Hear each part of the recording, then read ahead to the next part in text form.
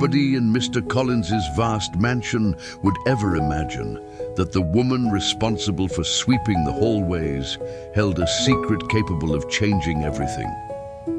Emma seemed invisible to everyone's eyes. With her head down and a broom in hand, she witnessed important meetings, luxurious dinners, and whispered secrets among the golden walls of that place. But behind the maid's uniform, Emma carried a story that made her much more than just another worker. That rainy morning, while picking up forgotten wine glasses in the living room, the mansion's phone started ringing non-stop. None of the butlers were around. No secretary answered. So Emma, with hesitant steps, picked up the phone and in flawless French answered the call that would redefine her life. On the other end, silence. Then a powerful voice from the other side of the world asked, "Who are you?" And at that moment, without realizing it, Emma stopped being invisible and became the woman who would test every limit of that marble palace. After hanging up the phone, Emma stood frozen in the middle of the room, feeling her heart beat so loudly she feared someone would hear. In her hands, the cleaning cloth felt useless. For the first time since she started working there, she felt exposed. She took a deep breath, trying to return to her routine. But it was useless. Something inside her had already changed. In the hallway, she passed other servants who didn't even notice her troubled face. That marble palace was a world where nobody really saw each other, except for Mr. Collins, the man who commanded everything there, owner of a fortune that fed rumors and envy, kept the posture of someone who was never surprised by anything. But that afternoon, he noticed something. When he entered the library, he found Emma organizing books. She lowered her head, as she always did. He, however, stopped next to her, pretended to examine the shelf, but fixed his gaze on her instead. "Do you speak French?" he asked, his tone more a test than a simple curiosity. Emma shivered but kept her voice steady. "Yes, sir." Mr. Collins raised an eyebrow. For him, servants could be good, discreet, even indispensable, but rarely surprising. And Emma, suddenly, was an enigma. Without another word, he walked away, but not before giving her a final look that made Emma even more nervous. Behind the door, she took a deep breath. She knew that moment would change everything. She was not just the girl with the broom. She was someone with a past that could open doors or destroy them once and for all. Mr. Collins spent the rest of the day with that single question echoing in his mind. Why would a simple maid know French? For him, nothing in the world happened by chance. From the top of his balcony, he watched the mansion's calm routine. Down the queue, servants came and went, each fulfilling their role. Except Emma, she didn't just clean. She listened, learned, absorbed everything in silence, and now he knew, spoke perfect French. The next morning, Mr. Collins strode down the corridor with firm steps. He wanted to see her again. He found Emma in the tea room gathering cups, left behind by an important guest. Upon sensing his presence, Emma straightened up, holding the tray so carefully her hands trembled slightly. "What's your real resume, Emma?" His voice was calm but carried a hint of suspicion. Emma held her breath, as if swallowing too many words at once. Then she replied gently, "I'm just someone who needs to work, sir." Mr. Collins didn't believe in simple answers. He stepped closer, close enough to feel her restrained breath. He was a man used to intimidating, but Emma, despite her fear, held his gaze for a second before lowering it again. He didn't push further. He turned and left, leaving behind a dense, almost electric atmosphere. Emma exhaled in relief when she heard the door close. She knew she was attracting attention, and that was the last thing she wanted in that place. But a hidden, stubborn part of her felt she wouldn't be able to hide forever. Emma woke before sunrise. An alarm clock had never been needed. The weight of her secrets was more effective than any bell. She dressed carefully, tied her hair in a low bun, and silently crossed the still sleeping servant's wing. As she walked, she could hear the subtle creak of the wood under her steps. That mansion seemed alive, murmuring old stories through thick walls, watching everything without ever blinking. And now it observed the silent game between Emma and Mr. Collins. In the kitchen, she prepared coffee for the other servants. As the warm aroma spread, she heard muffled giggles, two helpers whispering about the boss. "Did you see how Mr. Collins looked at her yesterday?" "Emma?" "I did. He hasn't taken his eyes off her since she answered that call." "Do you think he'll fire her?" "I don't know." But no one escapes his questions for long. Emma sighed, pretending not to hear. She placed the cups on the tray, lifted her chin, and walked down the main corridor, balancing everything with the lightness of someone who's done it forever, or pretends to. When she reached the office, she knocked twice before pushing the door open. Mr. Collins stood by the window, back turned to her. Outside, the sky turned gold, but the room inside seemed frozen in gray. "Come in," he said without turning his head. Emma set the tray on the mahogany desk. She tried to leave quickly, but his voice cut through her escape. "Emma," she stopped, didn't dare turn. "Are you afraid of me?" he asked, now turning slowly, as if savoring every second of control over the tension. She inhaled deeply, fighting to keep her posture. "No, sir." Mr. Collins stepped closer, so close she could smell his subtle cologne mixed with the day's warmth. He stopped just inches away, examining every feature on her face as if looking for invisible cracks. "You should be. I have a talent for finding out what people hide." Emma felt her stomach twist. A tremor, almost imperceptible, betrayed the fear she could no longer contain. Mr. Collins said nothing more. He let silence fill the room, heavy as a secret. Then he returned behind his desk, sat down, and dismissed her with a brief hand gesture. She left quickly, closing the door gently behind her. On the other side, she pressed her forehead against the cold wood and allowed herself to shake for a few seconds. That day, Emma worked twice as hard, cleaning every corner twice to avoid giving him any more reasons to suspect her. But every time she lifted her eyes, there he was, from a balcony, a corridor, watching her like someone dismantling a puzzle piece by piece. When night finally fell, Emma arranged her small bed in the back room. She sat, hugged her knees, and let fear slip from her eyes as silent tears. She couldn't cry aloud. In that house, even the walls had ears. In the silence of the night, one certainty echoed in her chest. No matter how much she tried to hide, Mr. Collins was determined to uncover everything. And when he did, Emma had no idea what would become of her. The clock had barely struck 7 when Emma heard a sharp knock on her room door.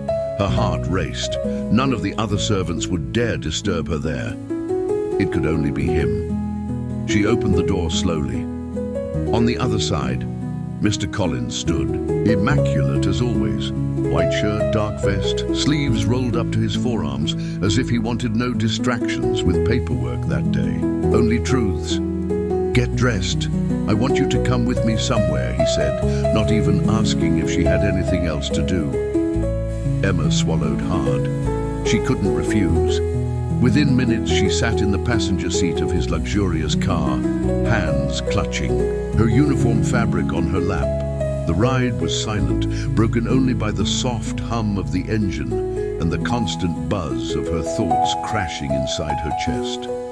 Mr. Collins kept a neutral expression, but behind the wheel, his eyes flicked to her. Face at every stoplight. Each red light was another chance to study her reactions, every micro-expression. After nearly an hour, they arrived at an old house with a faded facade and an unkempt garden. Emma's eyes widened. "Why are we here?" she dared ask, her voice faltering. Mr. Collins got out without answering. He rounded the car, opened her door with cold elegance, and signaled for her to follow. They entered without ceremony. Inside, dust danced in sunbeams sneaking through half-shut windows. It was a house that kept memories and ghosts. He stopped, in the main room, looked at her as if she were just another piece of dusty furniture that needed to be cleaned of lies. "Do you recognize this place?" he asked, crossing his arms. Emma swallowed. The air felt too heavy. Her eyes traced the cracked walls, the creaking wooden floor beneath her feet. Yes, she recognized it. Here, years ago, everything had started.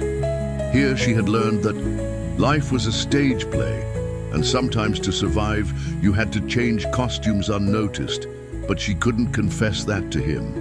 Not here, not yet. "No, sir," she murmured, looking away. Mr. Collins gave a short, almost cruel smile. He stepped closer, like a wolf circling prey already bleeding. "Do you know my greatest flaw, Emma?" he asked, his voice so low it sounded like a whisper. "I cannot stand being lied to," she breathed deeply, fighting back tears. Not in front of him, not now. He raised a hand, and for a second, she thought he would touch her. But Mr. Collins only ran a finger along a dusty shelf, inspecting the dirt on his fingertip as if it were a priceless clue. Then fixed his eyes back on her. "Clean this tomorrow. Personally. I don't want anything hidden anymore. No dirt, no half-told. Stories? Understood?" Emma nodded, her chest tightening with fear and anger at once. On the way back to the mansion, the silence was even heavier than before. She kept her gaze fixed on the road, trying to contain the storm inside her. If she wanted to survive, this man, she'd have to be stronger than all the secrets she held, and deep inside, a stubborn voice whispered, maybe it's time he knew everything, or for her to disappear before it's too late. Night fell over the mansion like a suffocating shroud. Inside, Emma fought to keep her hands busy, polishing silverware and organizing plates no one would use at that hour. Any task was better than facing the suffocating emptiness of her small room. The visit to that abandoned house had unlocked a door inside her, a door she had locked away for years. Now the memories slipped through like ghosts. The cold room, the man who taught her to speak like a lady, the woman who vanished one morning, leaving her only debts and shame. When the clock struck 10, she heard footsteps in the hallway. Heavy, determined steps. No other servant would dare disturb her so late. Emma knew it was him again. Mr. Collins pushed open the kitchen door without knocking. He had no jacket, his tie loose, sleeves rolled up, rare signs of a man who almost never allowed himself to be at ease. But his gaze was still as sharp as it had been that morning. "You won't sleep tonight," he said, his voice low, almost a growl. Emma dropped the dish towel on the table. The courage she still had twisted deep in her stomach. "What do you want from me, sir?" she asked, locking eyes with him, as if that alone could shield her chest from more wounds.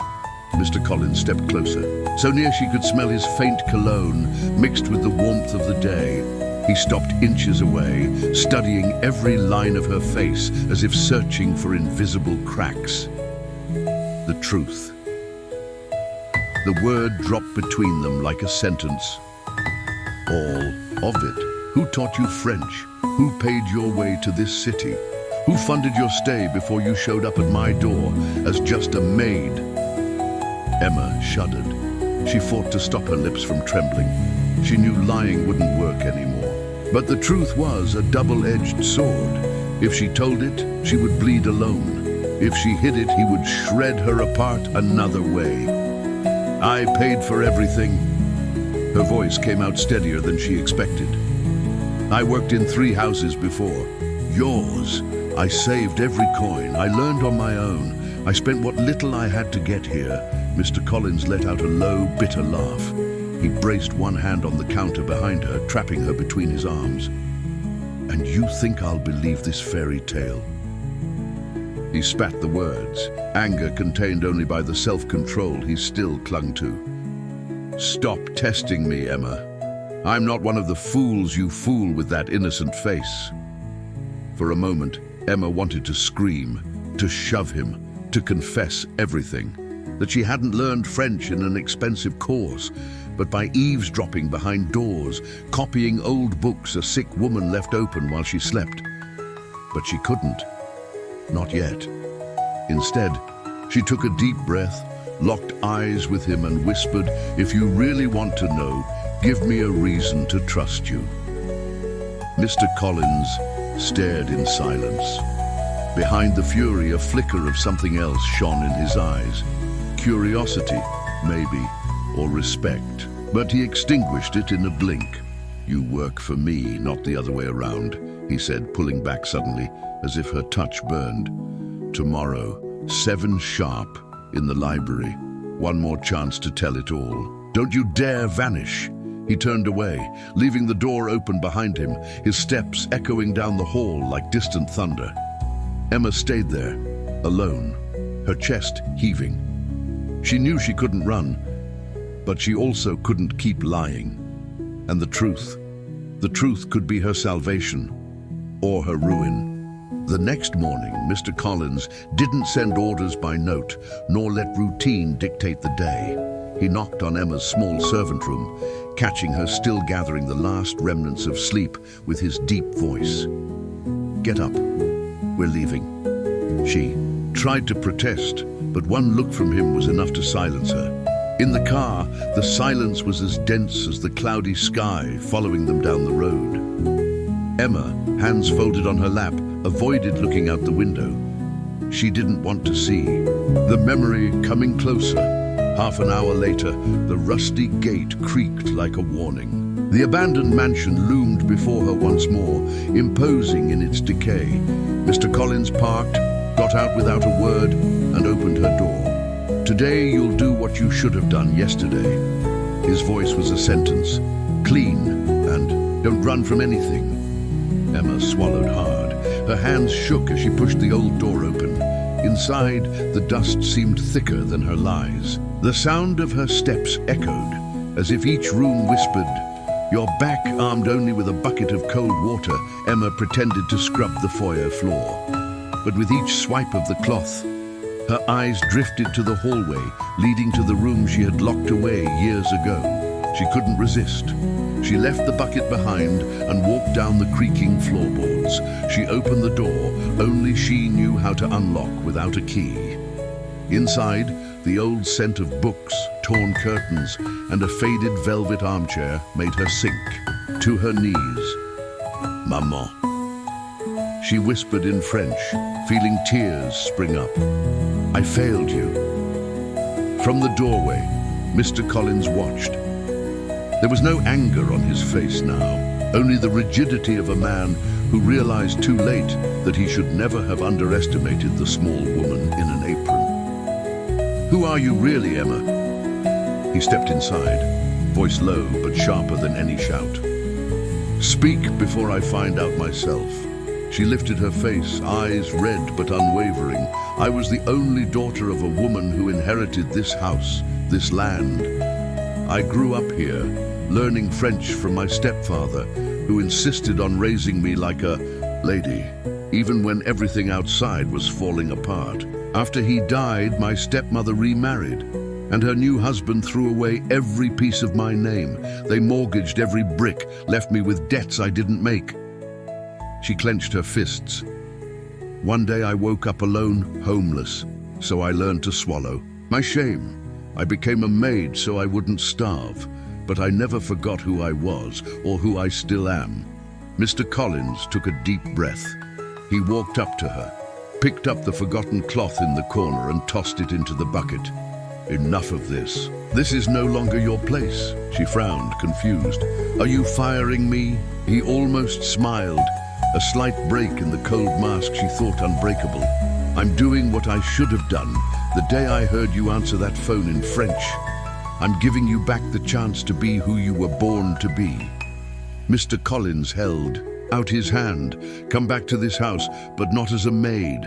I want you as my estate manager. I want this house alive again, and I want you to run it."